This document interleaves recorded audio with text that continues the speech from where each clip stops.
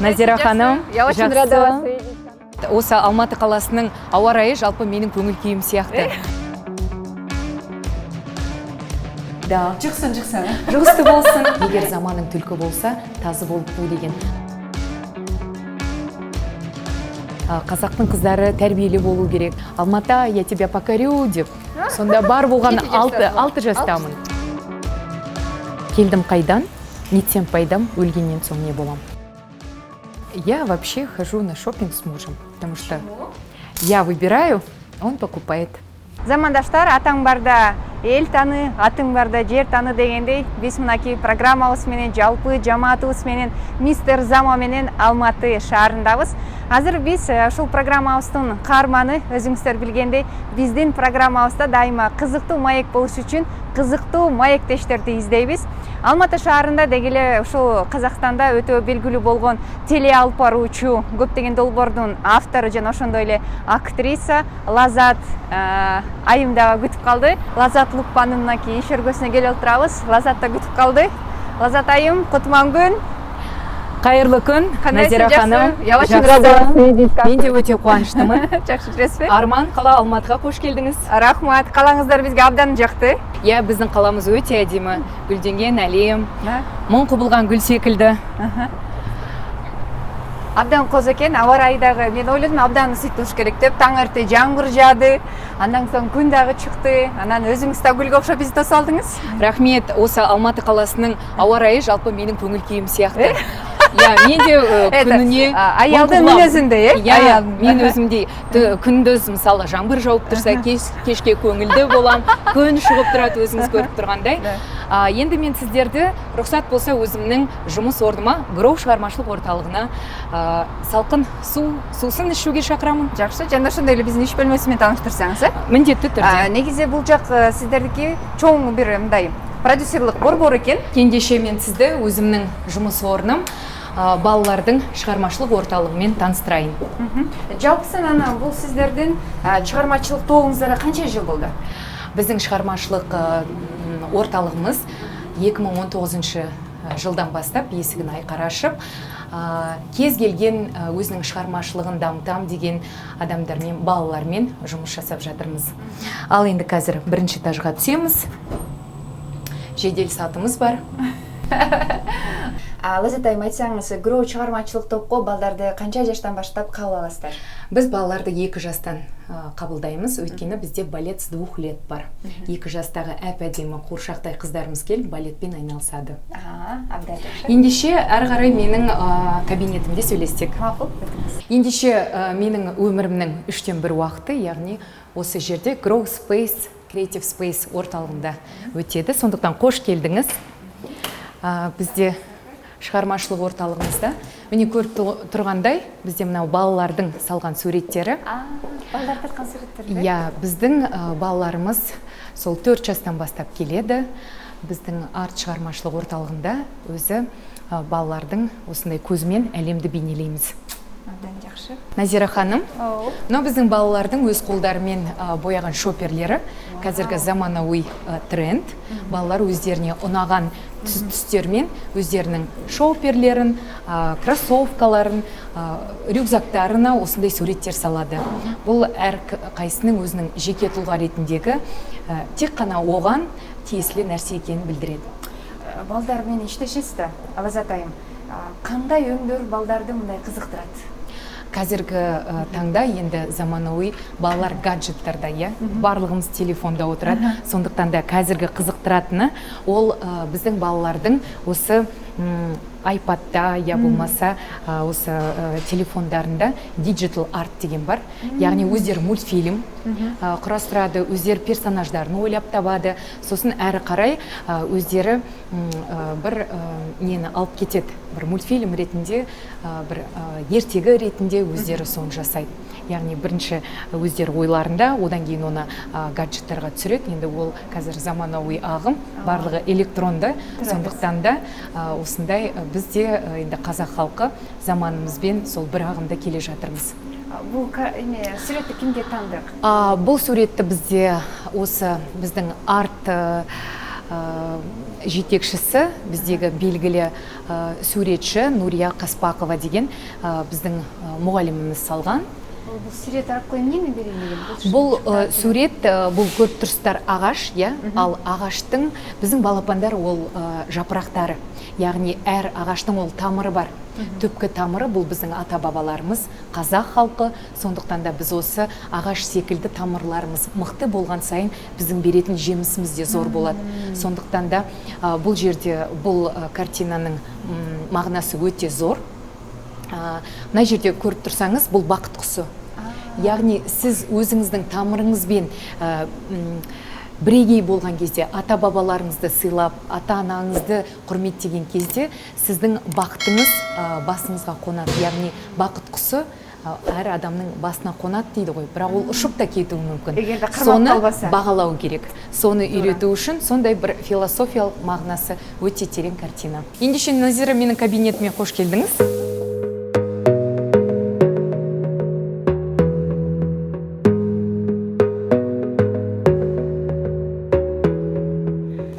Назира, менің кабинетіме қош келдіңіз.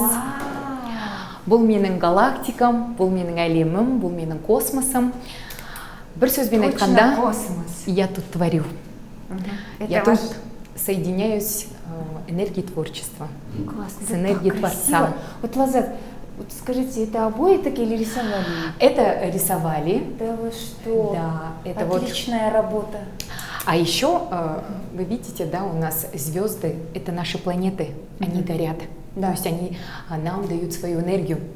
Я еще изучаю науку Сицай. Да вы что? Да, это цифровая психология, цифровая философия 21 века. И я являюсь планетой Сатурн. Да вы что? Да, которая поднимает карму людей. Рядом со мной люди богатеют. Да? Да. Жақсын. Жұғысты болсын, әрине. Дайте-ка я вас обниму. Замандаштар, мына Лазаттың кабинетін қарасаңыздар, оқымуш екен. Мынаке, мен абдан таңғалып отырам. Әрбіріміз өзіміздің фантазиябызға жараша кабинет түзушін қозысық болады екен. Бұл да біздің мындай фантазиябызға жараша болады екен. Маған абдан жақтай. Я думала, здесь цветы, шторы. Назира, біз әр қайсымыз жұлдызбыз. Осы әлемге жарқырау үшін келгенбіз, өзімізді табу үшін келгенбіз. Сондықтан да бұл тағы да бір біздің нәтижесі ретінде, осы ғаламның бір бөлшегі ретінде. Мен ұшында қайсы жұлдызға кіремін, Лазат? Сіз Кету деген ғаламшарға кіресіз. Тогда үйге барып, Кету жұлдызын үйге тағып қойшым керек оқшайды. Ол Кету жұлдызы бұл мистикалық планета, ол аспан денелерінде жоқ. Бірақ күн мен айдың шағылысқан жерінде ғана пайда болатын. Значит, мне нужно Луну и Солнце нарисовать и в середине я, да? Былай айтқанда Кету бұл күн мен айдың затмение дейді ғой. Сол сіздің планетаңыз. Опасная звезда. Иә, солайсыз. Ал енді келіңіз отырыңыз.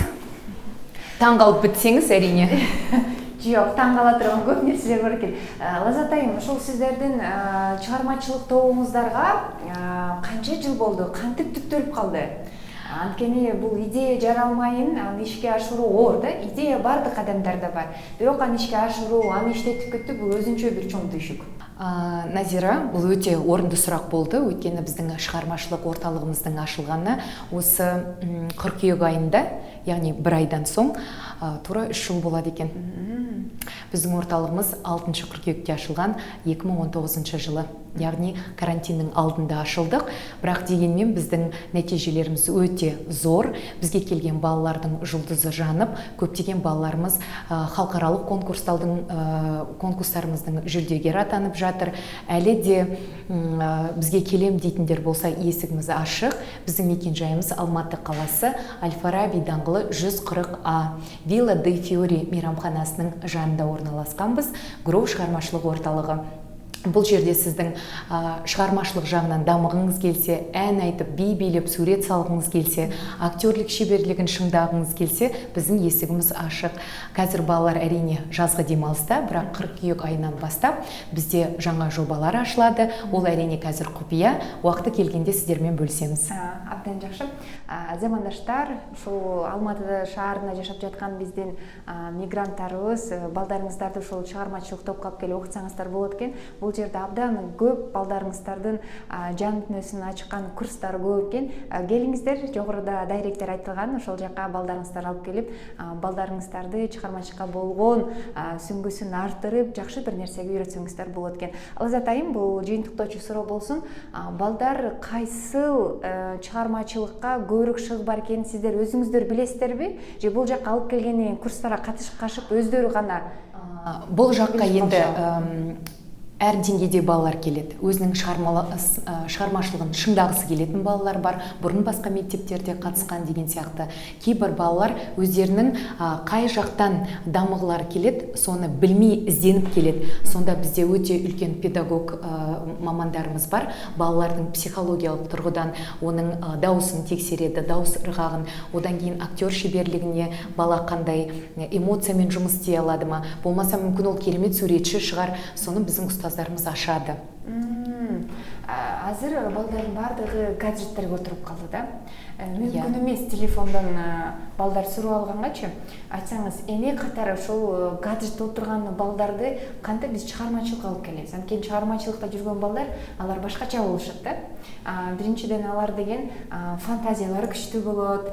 Чыгармачылыкка болгон бир ой толгоолору дегендей, алардын мээси бир нерсе менен алек болушат да. Жаңы бир роль жаратууда, же болбосо бий жаатына жаңы бир кыймыл аракеттерди, тил үйрөнүү жаатында. Иә, бізде балалар өздері, мысалы, хореографиядан хип-хоп бар, қазіргі заманауи билерді билететін. Және біздің балаларымыз өте тиктокқа түскенді жақсы көреді, сондықтан да тиктоктағы... Олар гаджеттен алып шыға албай жатасыздар, қара гаджетке? Біз оларға көмектесіп жатырмыз. Яғни біз оларды мүлдем гаджеттерден алып кете алмаймыз, өйткені заманның ағымы сондай.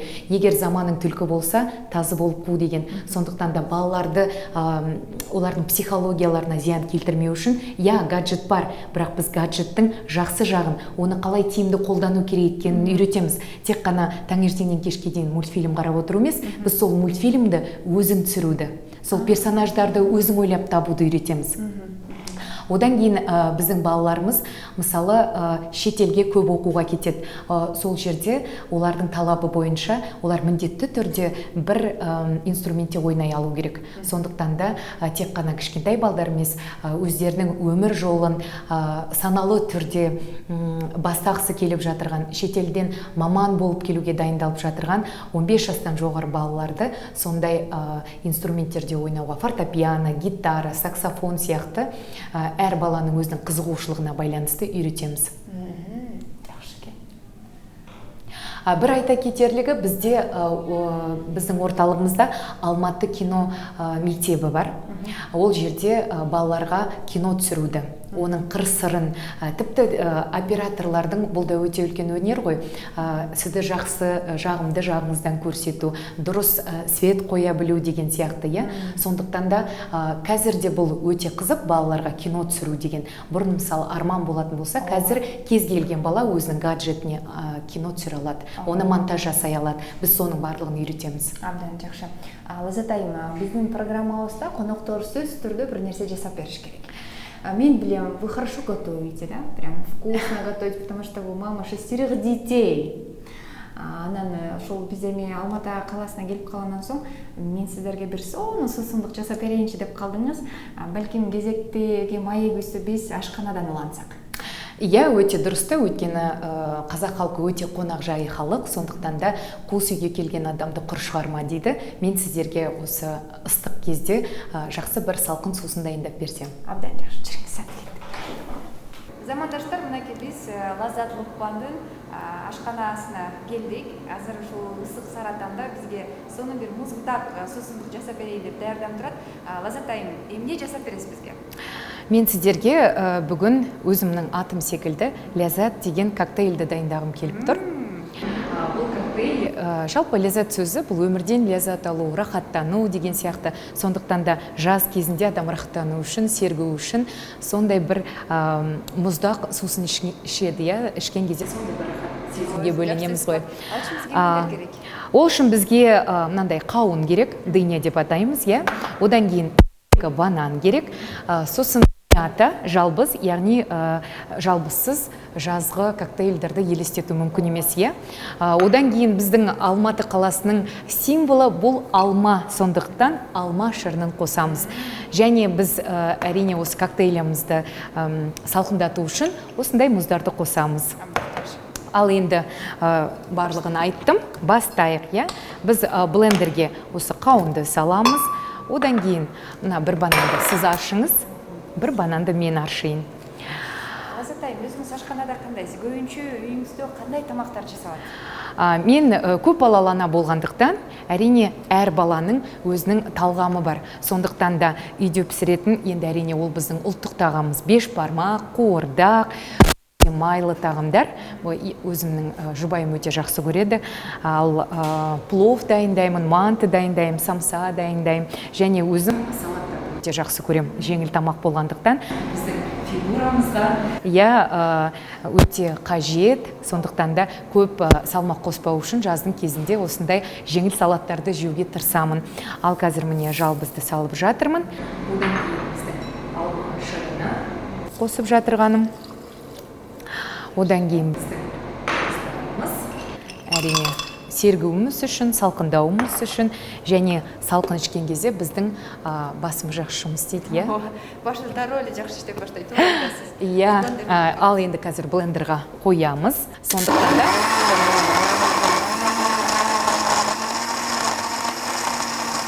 біздің сусынымыз дайын. Ендеше қазір сіз дәмін білетін боласыз.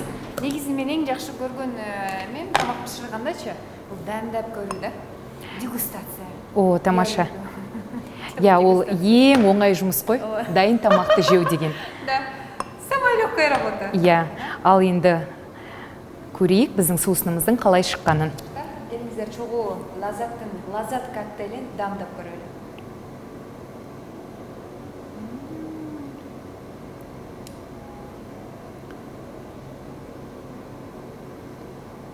Тропикалық дам ғой.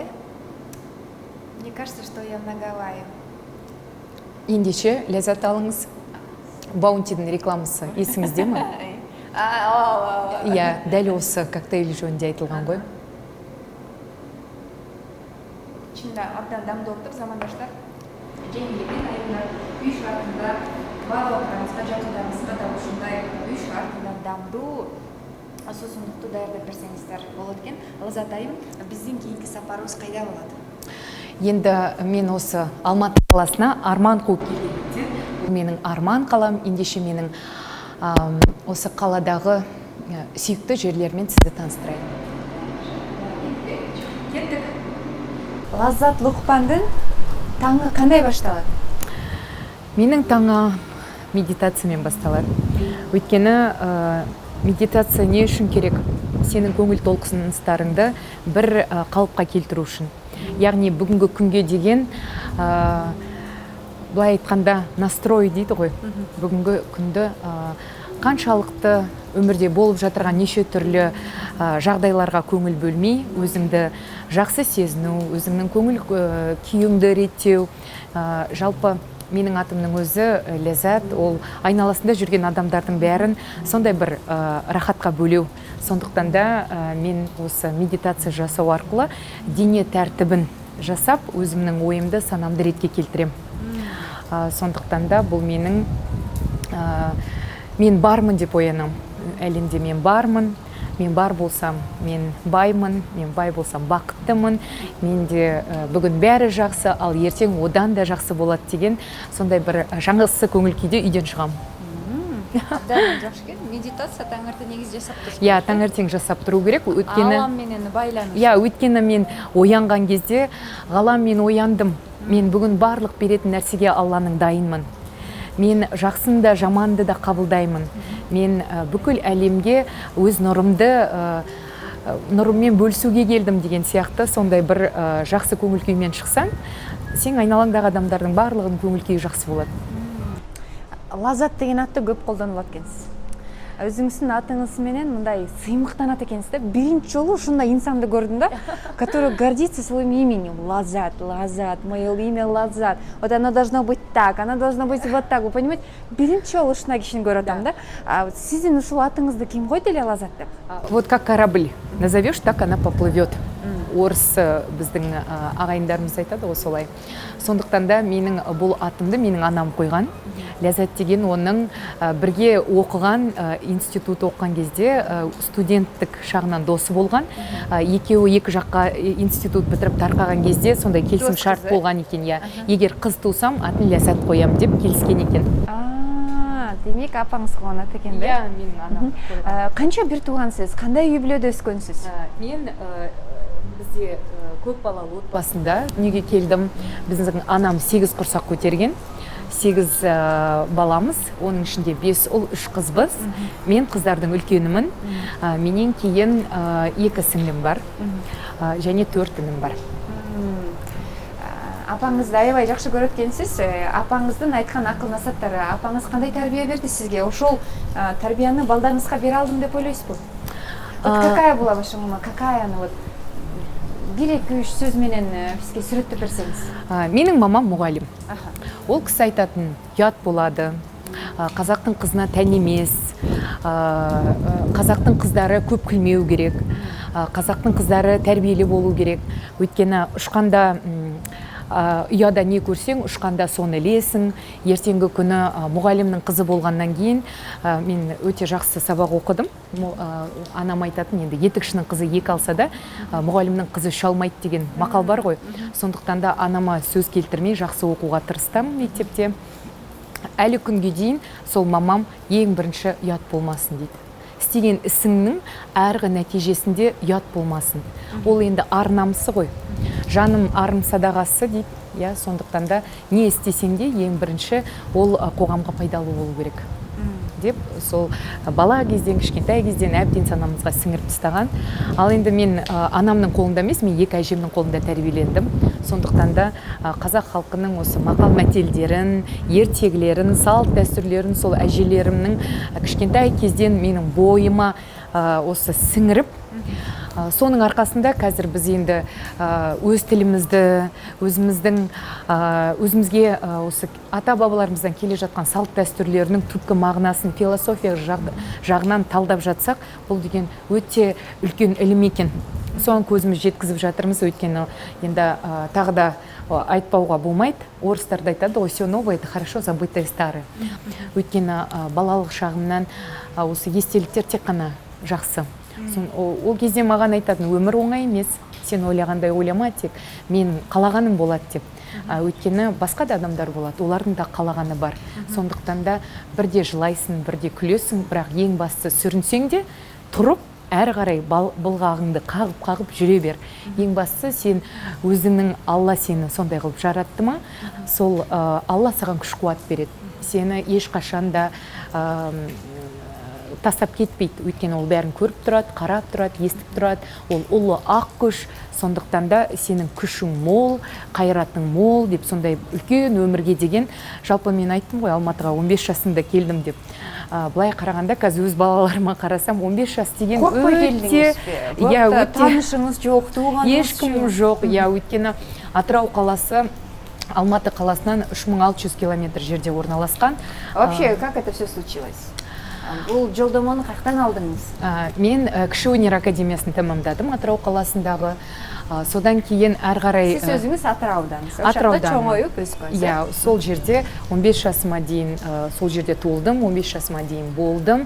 Ал енді саналы өмірімді осы Алматы қаласында өткізіп келе жатырмын. Өйткені бұл қала мен бір көргеннен ғашық болдым. Негізі ең бірінші Алматы қаласына мен 6 жасымда келгем. Ол кезде Совет үкіметі болды, анам зауытта жұмыс істеді. Сол кезде біздерді лагерге жіберген. Сонда Медеуде болдыңыздар ма? Сол Медеуде былай көтерілетін баспалдақ бар. Сол баспалдақтың үстінде тұрып мен айтқаным бар. Алматы, я тебя покорю деп. Сонда бар болған 6 жастамын. сонда мен 10 жылдан кейін Алматы шақырып тұр ғой, сол айтқан уәдеңе тұр деген сияқты. Сондай бір осы жаққа тартты да тұрды, бір магнит сияқты. Мен өзім білдім, менің тағдырымның осы қаламен байланысты екенін. Қайрат Нұртастың өлеңі бар ғой, түнгі қала деген, арман қала. Сол өлеңді өте жақсы көрем өзім. Сол менің бір жастық шағымның бір әуені десем болады. Бір куплетін білесіз бе? Енді ол құсап әрине айта алмаймын. Бирок, әрекет көрелі. Бірақ тыңдағанды жақсы көрем. Актрисасыз ғой. Әрине. Ол Нюшамен бірге айтқан, ол әнін. Мен Ниша болайын ба? Нюша бар ғой. Жоқ, мен Ниша Оскар. Ешкім болмай ақ қояйық. Сондықтан да енді Алматы көріп тұрсыз ғой, табиғатымыздың қандай екені. Ауа сондай озонға бай, жаңбыр қазір құйып тұр далада. Айналамыздың барлығы көк жиет, біздің тұрған жеріміздің өзі де осындай Италияның стилінде салынған Вилла дей Фиори деп аталатын мейрамхана. Осы жер менің сүйікті жерлерімнің бірі. Өйткені осы жерде мен 4-ші ұлымның тұсаукесер тойын атап өткем. Осы жерде күйеуіміз екеуміз өзіміздің романтикалық кештерімізді өткізіп тұрамыз. Сіз үшін де жақын жер. Иә, Италияның кухнясын өте қатты жақсы көремін. Өзімнің ағам бас аспаз болып жұмыс істейді, туған ағам.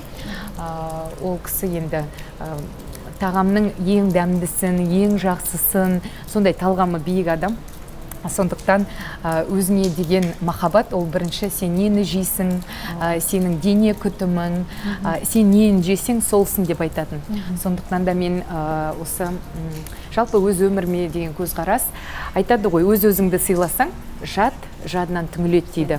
Сондықтан бірінші осы жұлдыз болуымның, осындай жетістікке жетуімнің үлес қосқан бұл өзіме деген бірінші сүйіспеншілік. Я өзімді жақсы көру, өйткені өзін жақсы көрмеген адамды ешкімді жақсы көре алмайды. Оны да ешкім жақсы көре алмайды. Сондықтан да ең бірінші өз өзіңізді сүйсеңіз, сізде өміріңізде бәрі жақсы болады. Жетістіктің ең бір кілті деп айтсам болады. Лаззат Лукпанның жашоодо колдонулган бир мотивациялык сөздөрү сизди эмне көтөрөт эртең менен төшөктөн? Эмне сизди сындырат, эмне сизди капа кылат, эмне сиздин маанайыңызды көтөрөт, Лаззат? Бул энди өтө терең философиялык сурак. Бирок мен буну 3 сөзбен айтсам болот. Мен әрдайым өзүмө осы суракты коям. Келдим кайдан, нетсем пайдам, өлгенден соң не болам? Шәкәрімнің сөзі. Осы сөздердің ішінде барлығы тұр. Яғни мен не үшін келдім жер бетіне? Мен осы жер бетіне адамдарға қандай пайда тигізе алам? Және мен кеткеннен кейін менің артымда не қалады? Осы 3 сұрақ маған өзімнің күнде таңертең орнынан тұруға, әрі қарай еңбек етуге көмектеседі. Одан кейін мен балаларыма айтам. Енді мен 5 ұлдың анасы болғаннан кейін балаларыма осы өмірде сынып кетпеуді, яғни неше түрлі өмірде болатын жағдайларға төтеп беруді, соны үйретем. Өйткені әр адамның бізде қазақ халқында да, қырғыз халқында да біз 7 атадан қыз алмаймыз. Сондықтан да біздің қанымыз өте таза.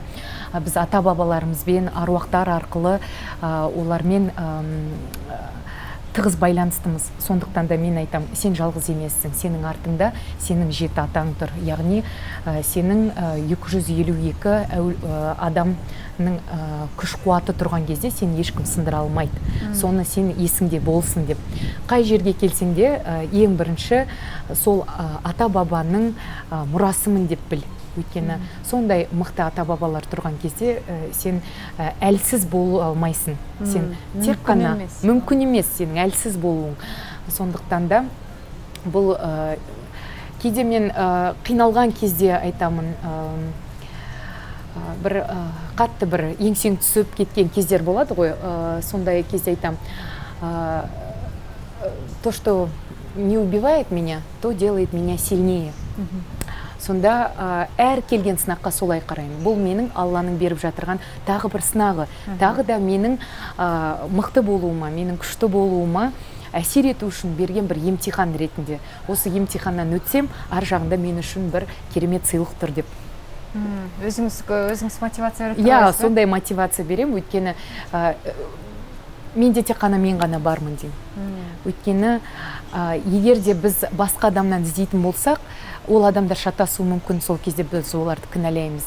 Ал енді өзімен жұмыс істеген кезде ол өте ауыр, өйткені мойындаудың өзі қиын. Кейде адамдар мойындамай жатады. Мен сонда айтамын, бұл жағдайды мен мойындадым, қабылдадым, одан кейін босаттым деймін. Сонда ол жағдай мен үшін бір күлкілі жағдай болып өте кетеді. Ал егер мен оны мойындамасам, күреске түсетін болсам, мен барлық күш қуатым кетеді, менің психикалық денсаулығыма ол кері әсер етеді. Ал енді мен ана болғаннан кейін менің көңіл күйіммен бүкіл үйдегі адамдардың көңіл күйі бірдей ғой. Мама қуанып жүрсе, балалардың бәрі қуанышты, жолдасым көңілді. Ал енді мен қабағым түйіліп жүрсе, бәрі тып-тыныш үйде деген сондай бір не болып қалды, мамам неге көңілі жоқ деп балалардың бәрі сондай не істей бастайды. Сондықтан да ана бұл үйдің шырағы, ана бұл сондықтан да бізде барлық анадан басталады. Ең бірінші ана, содан кейін сана, содан кейін дана деп айтамыз сүт сайғылымында. Өйткені сіз де болашақ анасыз, иә, біз саналы ұрпақты дүниеге әкелуіміз керек. Ал ол үшін бірінші өзіміз саналы болуымыз керек. Ләззат, қайсы бір интервьюңызда оқып қалдым, апам жалғыз бізді тәрбиелады депсіз да? Иә, ол рас. Апаңыз өткөргөн оор түйшүктөн эмне ала алдыңыз? Сиз үчүн турмуш куруу оор болгон жокпу? Енді былай айтқанда анамнан үйренгенім, осы анамның тағдырында болған нәрселерден, бұл ер адамға бір сеніп отыру емес, бұл өзіңді тәрбиелеу, жан жақты болу, неше түрлі өмірдің жағдайы болған кезде еш нәрсеге сынбай әрі қарай жалғастыру. Өйткені ана болғаннан кейін сенің балаларың бар, балаларыңның өмірі саған байланысты. Сондықтан да бірінші өзіңе сенуді анамнан үйрендім. Өйткені біздің қазақ халқында өте жағдайлар неше түрлі көп болды ғой, иә, жалпы мың өліп, мың тірілген деп айтамыз ғой. Енді біздің халқымыз басынан аштықты да өткізді, соғысты да өткізді, репрессия да болды, иә, енді қуғындар да болды. Соның барлығын өткіздік қой. Оған қарағанда қазіргі өміріміз шүкір ғой деп, сол бір Аллаға шүкіршілік етіп, әрі қарай бүгінгі күнім ол менің ертең күніме ұқсамау керек. Күнде қызыққа толы болу керек. Сіздерде төңкеріліс өтті, революция. Жоғалтулар болды. Ошол кезде қайықта еліңіз? Мен ол кезде Алматы қаласында болдым. Менің үлкен ұлым мамамен барайын деп маған айтты. Соны айттым, балам. Ол қайда әлі? Осы Алматы қаласында 19 жаста студент. Қайда барам деді? Сол төңкеріс революция болып жатырған жерге барсам болады ма? Мен де осы қазақ азаматы ретінде өзімнің конституциялық құқықтарымды қорғап, мен де өзімнің немді айтсам, өтінішімді айтсам деп құлшынып тұрды. Енді жастықша қан қайнап тұр деген сияқты. Бірақ жүрегімде бір күмән болды. Әрине барған қалап тұрдым, өзімде баруға дайын болғам. Содан менің күйеуім айтты, жаным, айналайын, тыныштал, үйде отыру керек. Біз білмейміз ғой оның арты неге айналатынын. Жалпы бұндай нәрселер жақсы нәрсеге келмейді. Бұл жерде қазір эмоциялар көтеріледі, неше түрлі, ал эмоция көтерілген жерде ол санасыз нәрселер болады. Жақсылықпен бітпейді. Сондықтан да ол жағынан менің күйеуімнің әлгі түйсігі өте жақсы дамыған. Интуиция дейді ғой. Сондықтан да сондай кезде күйеуімнің айтқанын тыңдаймын. Үйде қалдыңыздар? Үйде қалдық, иә. Шынымен де бұл жағдайдың арты жақсылыққа келмеді. Енді барлықтарыңыз телевидениедан, ақпараттардан естіген шығарсыздар. Ел адамы қатар айтсаңыз, бұл Алматы сізден мындайша айтқанда екінші шаарыңыз болды да, үйден кейінше. Бұл сіздің мекеніңіз, сіздің жаныңыз, вы здесь нашли любовь, семью. Бұл жерде ат таптыңыз, Лаззат Лукпан деген. Ушул революция керек беле деген суроо. Енді жараны қатары айта кетсеңіз. Енді ол былай айтқан кезде менің өзімнің ойым бойынша жалпы ол болды ғой тарихта. Ол болып та келеді. Ол тарих қайталанады. Сондықтан да бір нәрсені түзеу үшін бірінші мысалы машинаңыз бұзылып қалса, сіз оны шашып тастайсыз да қайтып жинайсыз ғой. Мен ойлаймын, енді осындай әрине қантөгіспен болғаны керек емес еді, бірақ дегенмен оны бір Аллам біледі. Мен енді қарапайым елден үнін ұғып қойыш керек болчу. Енді ол жағынан өте ауыр тиетін адамдар бар ғой. Өйткені көп адамдар балаларынан айырылды, ер азаматтарынан, әкелерінен айырылды. Сондықтан да мен бұл тақырыпты қозғағым келмейді. Бұл жерде не болса да Аллам біледі деп жауап беремін. Жақсы. Лазатай, маягүз абдан жақсы болып жатат. Маягүзді алдан ары қайықтан улантасыз? Мен жалпы әдемі әйелдердің барлығы әдемі киінген жақсы көреді. Оны сіз де білесіз ғой. Өйткені қалай бізде встречает по одежке, провожает по уму дейді. Сондықтан да әйел көркі шүберек дейді. Сондай да мақал бар. Әйелдің көркі кигені дейді, ердің көркі сүйгені дейді. Сондықтан да мен сізді бүгін менің жақсы көретін дүкендерімнің бірі осында көрсеткім келіп тұр. Рұқсат болса кіріңіз. Шопинг. Вы хотите нам что-то купить, подарить? Классно, мы только за. Я вообще хожу на шопинг с мужем. Почему? Я выбираю, он покупает. Поэтому сегодня я ничего не буду покупать, а просто посмотрю. Потому что у нас есть дома такой секрет, если я что-то куплю без мужа, потом муж мне не разрешает ее носить. Он говорит, там не было моей энергии. Ты не посоветовалась со мной, прежде чем делать покупки. Вы должны были с ним посоветоваться. Да, поэтому, говорит, раз не было моего одобрения, значит, и носить ты ее не будешь. Лазатай, өзіңізге қандай өңдір жағады? Қандай өңдірді кигенді жақсы көресіз? Негізі менің саным 8, сют сайғылымы бойынша. Сатурн планетасының түсі бұл қара және көк. Мен кішкентай кезімнен қою көк түсті жақсы көргем. Менің машинамда сондай түсті болған. Сондықтан да шығар, мен өзімнің махаббатымды сол машинамен кездестірдім. Сол қою көк түсті. Ал енді телевиденияда жұмыс істегеннен кейін, киноға түскеннен кейін актриса болғандықтан бізге костюмерлеріміз қандай киімді береді, соны киеміз. Жалпы өмірде мен сондай ашық түсті киімдерді жақсы көремін. Қазір де келбедім. Мысалы, біздің соңғы 2022 жылдың ең үздік түстері, осындай фукси түстер, мынандай менің шляпам секілді деген сияқты ашық өнімдерді, өңдерді жақсы көремін.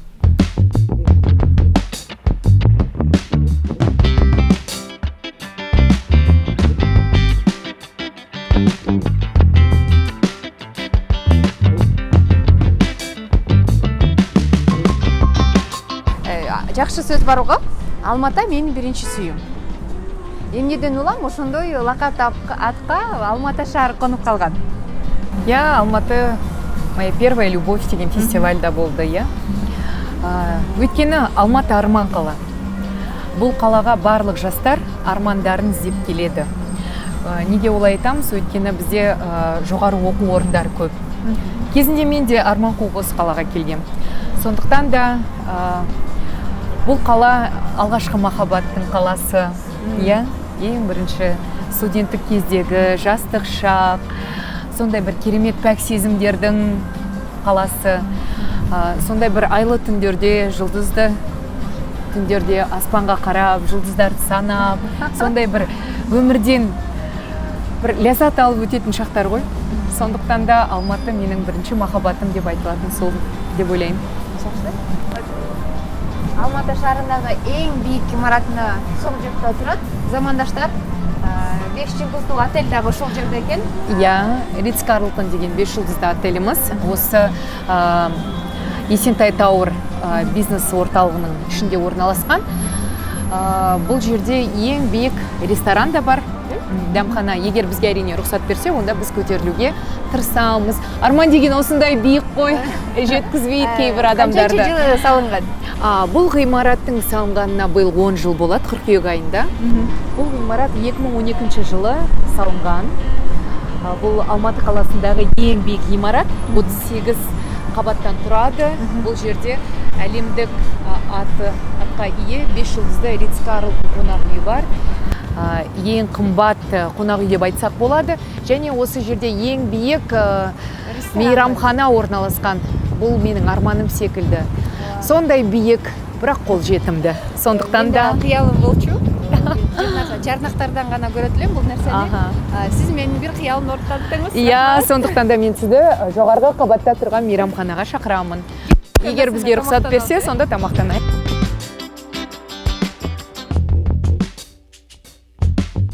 Кече жамгыр жаап, мана үст түштү го. Балким жакшылыкка болду дагы. Бүгін тағы бір кездесу керек болған шығар. Балким. Өйткені мен ойлағандай, негізі бізге көршілес мемлекет Қырғызстаннан келгеннен кейін сіздерге қазақтың ұлттық дәстүрлі тағамдарының тіл үйретін дәмін татқызу керек деп ойлаймын. Сондықтан да сізді Сандық мейрамханасына бүгін қонаққа шақырдым. Рахмат, келдіңіздер. Ендеше қош келдіңіздер. Бұл мейрамхананың ерекшелігі қош келдіңіз.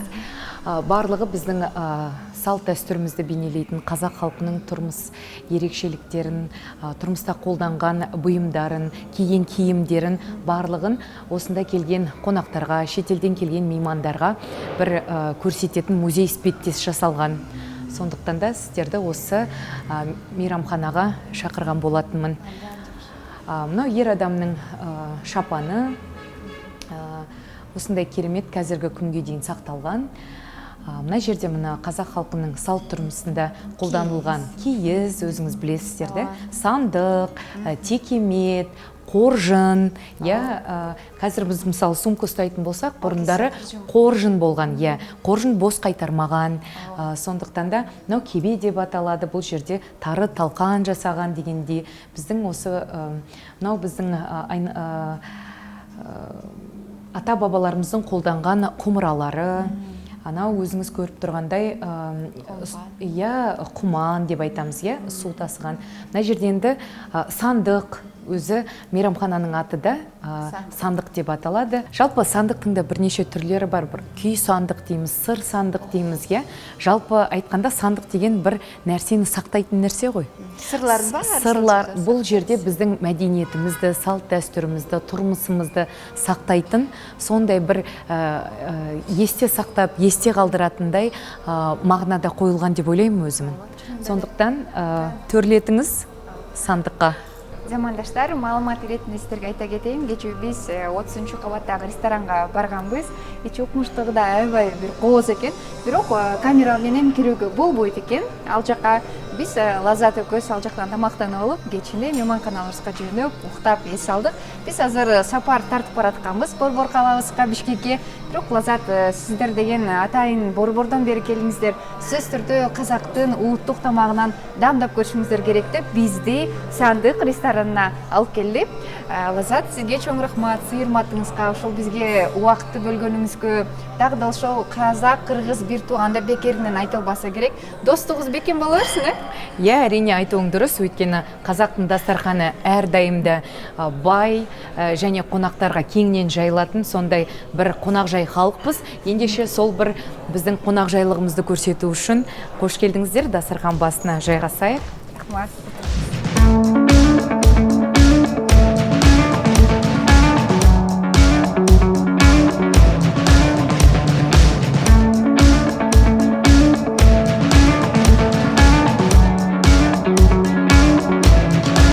Ал Назира, арнайы өзіңе арнап жайылған дастарханға қош келдің.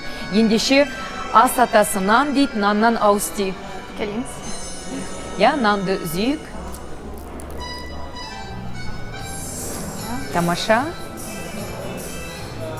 Алыңыз өзіңізді. Өйткені нан үзу деген өте бір жақсы салт бар. Келісімге, мәмлеге келу деген сөзі білдіреді екен.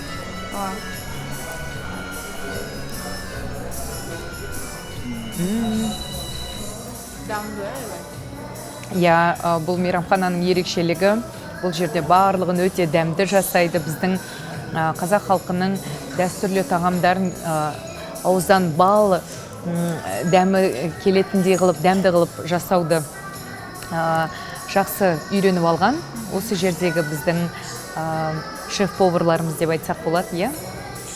Сондықтан да ал енді мына ақтан ауыз ти. Абдан дәмді екен. Бұл балқымыз деп аталады. Өте дәмді, бал секілді, дәмді, сондықтан да балқымыз деп аталады. Ақ бар жерге жолда ақ болады, сондықтан жолға шығайын деп жатырсыздар. Осы жолдарың аман есен елге жетсін деп, осы ақты ұсынып жатырмын сізге. Озатайым, мен білем, сіз деген актрисалық өнеріңіз тағы бар. Жаңадан мен ошол операчысының ырын ұққанда сіздің образдары есіме келді да. Анткени сіздің киноңызды мен YouTube каналдан көрдім. Ошол бойынша біздің телекөрүүчүлөргө да айта кетсеңиз. Мен өзім осы КСРО халық артисі, қазақ халқының бұлбұлы атанған Бибігүл Ахметқызы Төлегенова ханымның рөлін сомдағанмын. Ол кісі қазір 93 жаста. Осы мейрамханаға шақырған себебімде, осы мейрамханада ол кісінің 90 жылдық мерейтойы атап өтілген болатын. Және осы мейрамханада осы қазақтың бұлбұлы атанғаннан кейін ол кісінің керемет сол құлақтан кіріп бойдалатын әндері фоновый музыка ретінде қойылады. Сондықтан да уақыт болса әрине қоямыз. Сондықтан да енді осы кино туралы айтатын болсам, өзім бұл киноға қалай келдім. Өйткені біріншіден бұл киноны түсірген режиссер Рустем Абдрашев деген осы өзіміздің белгілі режиссеріміздің бірі.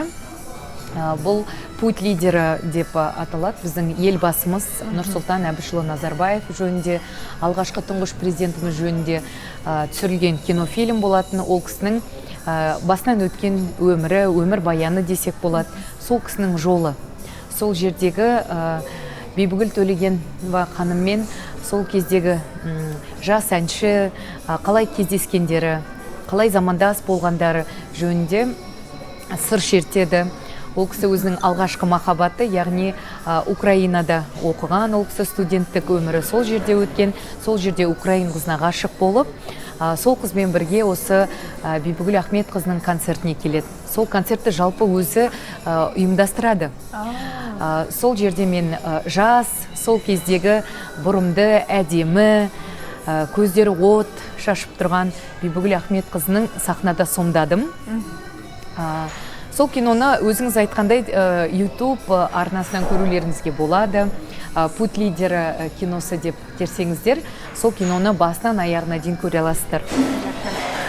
Лазатайым, 6 баланы апасыз, ушу балдарыңыздан шығармашылыққа болған бір қызығысын байқадыңыз бе? Қайсы бір балаңыздан?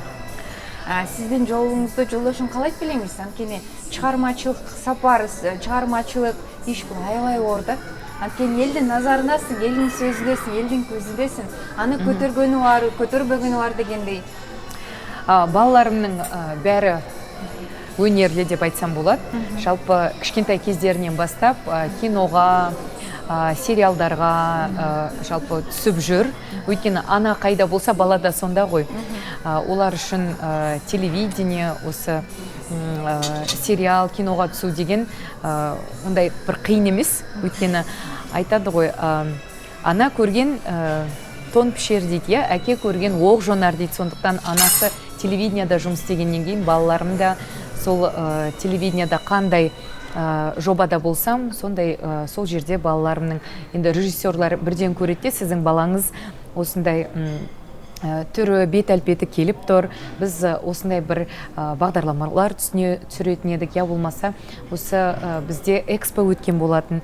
Екінші ұлым сол экспоның бейнебаянына түсіп, осы біздің қазақ халқының имидждік бейнебаянында үздік ең главный роль дейді ғой, соны сомдаған. Ол енді ол кезде 3 жаста болатын. Оны да YouTube каналынан көрсеңіздер болады. Осы қазақ халқының экспосын, жалпы экспо өткізу үшін оны басқа мемлекеттерде презентовать ету керек. Яғни өз мемлекетін таныстыру керек. Сондай таныстыратын жақсы бір бейнебаян түсірілді. Сол жерде өзінің рөлін өте жақсы сомдады. Демек, балаларыңыз шығармашылыққа кіргеніне сіз қарсылығыңыз жоқ? Ешқандай қарсылығымыз жоқ. Өткен балалар ол өздері ұнай ма, ұнамай ма, оны қалай біледі. Тек қана соның ішіне кіріп, дәм тұзын сезгенде ғана. Мүмкін олар болашақта актер болар, болмас. Бірақ ең бастысы ана үшін ол балаларымның жақсы азамат болып шыққандары. осы еліміздің елеулі, халқымыздың қалаулы азаматтарының қатарынан балалар болып жатса, мен үшін ол ең үлкен мақтаныш. Сіз үшін игілік жиынтықты сұрау болсын. Біздегі сапарымыз қарды, Құдай бұйырса жолға шығалы. Лаззат айым, сіз үшін игілік деген не? Успех. Енді бұл сұрақ әр адамға әртүрлі. Бірақ игілікке жету үшін бұл өте үлкен жол. Өте үлкен жол, үлкен адамның бойындағы күш қуатын, мақсатқа итермелейтін тәрбие болу керек. Және қиындықтан қажымайтындай, сондай өзіңнің алға қойған мақсатыңа жетуге бір ішкі адамның жан дүниесінде өзіне деген сенім болу керек. Өзіңе сенген кезде сен басқа адамдар саған сенеді. Өзіңді сүйген кезде басқа адамдар сені сүйеді. Сондықтан да барлығын өзіңнен бастау керек. Өйткені бүкіл әлем бар, өйткені сен бар болғанда. Егер сен жоқ болсаң, әлем де жоқ, басқа адамдар да жоқ. Сондықтан да бүкіл өзіңді күн планетасымын деп есептеу керек, былай қарағанда ғаламшар. Өйткені басқа ғаламшарлардың барлығы күнді айналады ғой. Сол сияқты болу керек. Сонда ғана сен өзіңнің нұрыңды шашаласын адамдарға. Сонда ғана сен адамдармен бөлісе аласың. Бөлісетін нәрсең болған кезде. Сондықтан да кең болу керек, ал кең болсаң, кем болмайсың деген. Сондықтан да осы қазақ халқының осындай мінезі кеңдігінің арқасында, қонақжайлылығының арқасында бармен бөлісіп, осы тарихымызға үңілсек, ешкімнен ештеңесін аямай, келген қонағына барлығын жайып салып, бізде Құдай қонақ деген бар ғой, танымайтын адам болса да келсе, есік ашық, нан ауыз тиіп, осы ақтан беріп, бармен бөліскен. Сондықтан да енді осы қазақ халқы жалпы былай оқысаңыз да қазақ деген сөз ғой. Ешқашан оның мінезі өзгермейді. Соның арқасында деп білем, осы Алла тағаланың біздің мемлекетімізге осы беріп жатырған молшылығы, осы қаншама жеріміз бар, байлығымыз, дәулетіміз бар, жердің үстінде де, жердің астында да. Жалпы дүние жүзіне алғанда осы жер көлемінен 9-шы орын аламыз. Ол да біз үшін үлкен мақтан. Ал осы жеріміз бізге ата-бабаларымыздың қасық қанымен, найзаның ұшымен бізге аманат қылып қалдырғаннан кейін, біз оны аманатқа қиянат жасамай, осы салт дәстүрімізді, осы дәстүрлі тағамдарымызды, осы мінезімізді барлығын сақтап қалуымыз керек. Өйткені басқа ұлт өкілдерінен біздің айырмашылығымыз осы біздің құндылығымыз. Жақсы, чоң рахмат сізге. Лаззат айым, менімше абдан қызықты маек болды, мәнілі маек болды. Құдай бұйырса, замандаштар, сіздер толығыменен бұл маекті менен расми Назира Бердіғұлы YouTube каналынан көре аласыздар. Лаззат айым шығармашылық игілік учурдан пайдаланып, менің қатталушыларыма, менің подписчиктеріме, қырғыз еліне салам дубай жолдасаңыз, эфиріз жиынтықтайлы. Әрине, құрметті көрермендер, сіздер Назираның парақшасына жазылыңыздар. Өйткені Назира сондай нұры жарқыраған, сондай әдемі қыздардың бірі екен. Және Назира жалпы қыдырғанды жақсы көреді ау деймін, саяхат жасағанды жақсы көреді ау деймін. Сондықтан да саяхат жасайым десеңіздер, Назираның осы парақшасын қараңыздар. Өйткені сіздер болмаған жерде Назира болады, сіздерге сол жердің барлық әдемі жерлерін көрсетіп, сіздерді таныстырады. Ал енді қалап жатсаңыздар, Алла тағала сол Назира жүрген жолдармен сіздерді де жүргізеді деп сенемін. Рахмат сізге. Замандаштар, біз көрсөтүүбүздү жыйынтыктайбыз. Алматыга болгон сапарыбыз абдан байсалдуу болду. Учурдан пайдаланып, мен ушул маданият чөйрөсүнө өзүнүн салымын кошуп келе жаткан актриса, теле алып баруучу 6 баланын апасы сүйүктүү жар Лаззат Лукпанга чоң рахматымды айтамын. Кудай буйрса, бул биздин акыркы жолугушубуз эмес, көптөгөн пландар коюлду. Бат-баттан ушул Алматы каласына келип турат деген ойдобуз. Каналыбызга катталыңыздар, каналыбызга комментарий жазылыңыз, жана ошондой эле биз менен чогуу саякаттаңыздар. Камера сыртында турган Замирге чоң рахмат. Кудай буйрса, биз сиздер менен көрүшөбүз. Рахмат. Бізде бір керемет ән бар, осы жолаушыларға арналған. Аспанда да, жерде де, асуда да, белде де, жолың болсын, жолаушы деген. Рахмат. Көрүшөбүз, замандаштар. Рахмат.